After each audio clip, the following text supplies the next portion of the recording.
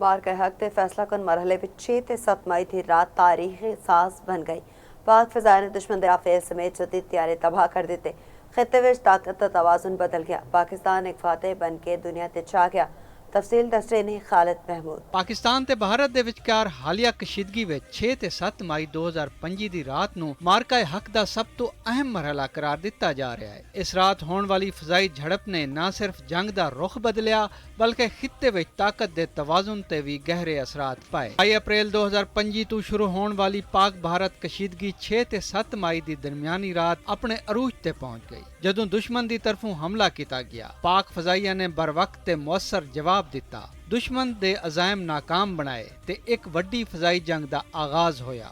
ਇਹ ਝੜਪ 1 ਘੰਟੇ ਤੋਂ ਵੱਧ ਜਾਰੀ ਰਹੀ ਜਿਸ ਨੂੰ ਹਾਲੀਆ ਤਾਰੀਖ ਦੀਆਂ ਲੰਮੀਆਂ ਫਜ਼ਾਈ ਲੜਾਈਆਂ ਵਿੱਚ ਸ਼ੁਮਾਰ ਕੀਤਾ ਜਾ ਰਿਹਾ ਹੈ। ਇਸ ਕਾਰਵਾਈ ਵਿੱਚ ਦੁਸ਼ਮਣ ਦੇ ਕਈ ਜਦੀਦ ਤਿਆਰੇ ਤਬਾਹ ਕੀਤੇ ਗਏ ਜਿਨ੍ਹਾਂ ਵਿੱਚ ਰਾਫੀਲ, ਮਿਗ 29 ਤੇ SU-30 ਸ਼ਾਮਿਲ ਸਨ। ਤੇ 7 ਮਈ ਦੀ ਰਾਤ ਬਾਅਦ ਵਿੱਚ ਪਾਕਿਸਤਾਨ ਦੇ ਵੱਡੇ ਫੌਜੀ ਆਪਰੇਸ਼ਨ ਬਨਿਆਨੁਲ ਮਰਸੂਸ ਦਾ ਨੁਕਤਾ ਆਗਾਜ਼ ਬਣੀ ਜਿਸ ਵਿੱਚ ਤਿੰਨਾਂ ਅਫਵਾਜ ਨੇ ਮਰਬੂਤ ਹਕਮਤ ਅਮਲੀ ਦੇ ਤਹਿਤ ਕਾਰਵਾਈਆਂ 4 ਦਿਨ ਤੱਕ ਮੁਸਲਸਲ ਜਾਰੀ ਰਹਿਣ ਵਾਲੀ ਕਸ਼ੀਦਗੀ ਤੋਂ ਬਾਅਦ 10 ਮਈ 2025 ਨੂੰ ਜੰਗ ਬੰਦੀ ਹੋ ਗਈ। ਤਾਹਮ ਇਸ ਦੌਰਾਨ ਹੋਣ ਵਾਲੀਆਂ ਕਾਰਵਾਈਆਂ ਨੇ ਖਿੱਤੇ ਵਿੱਚ ਇੱਕ ਨਵੀਂ ਸਟ੍ਰੈਟੇਜਿਕ ਹਕੀਕਤ ਨੂੰ ਜਨਮ ਦਿੱਤਾ। ਮਾਰਕਾ ਹੱਕ ਦੀ ਇਹ ਕਾਰਵਾਈ ਆਉਣ ਵਾਲੇ ਵਕਤਾਂ ਵਿੱਚ ਅਸਕਰੀ ਤਾਰੀਖ ਦਾ ਅਹਿਮ ਬਾਬ ਸਮਝੀ ਜਾਵੇਗੀ ਜਿਸ ਨੇ ਪਾਕਿਸਤਾਨ ਦੀਆਂ ਦਿਫਾਈ ਸਲਾਹਿਤਾਂ ਨੂੰ ਇੱਕ ਵਾਰੀ ਫੇਰ ਦੁਨੀਆ ਦੇ ਸਾਹਮਣੇ ਉਜਾਗਰ ਕੀਤਾ। ਖਾਲਿਦ ਮਹਿਮੂਦ, ਚੌਪਾਲ, ਇਸਲਾਮਾਬਾਦ।